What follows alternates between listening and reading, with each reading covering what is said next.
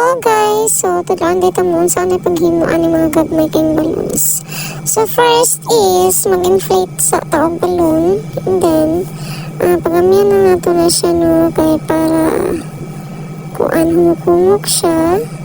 Then, ihikot nato. So, sure nato nga ang pagkahigot is naagin siya sa tumoy guys. So, wala siya. Nakahimo na kong isa. And then, magpaburot na pagkag isa ka balloon. Like that. So, paburot ko siya dako.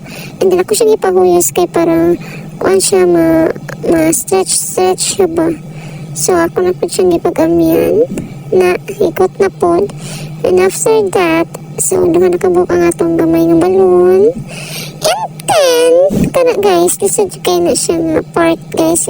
Talawan may kay kumabutan mo. So, hala, namusog yung kuhani kay masing buto ba. So, ano, imo siya tungaon.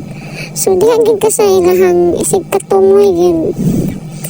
Then, pag matunga na, imo na siya ikot atong tumoy-tumoy niya. So, another one, matapod ka, and then, imo na siya tungaon, pagkatunga na, imo na siya ituyok. Then, ituyok ni mo na. Ayan. So, after na guys, imo na i-combine ng duha. So, iliko-liko lang para malaki siya. So, that's it.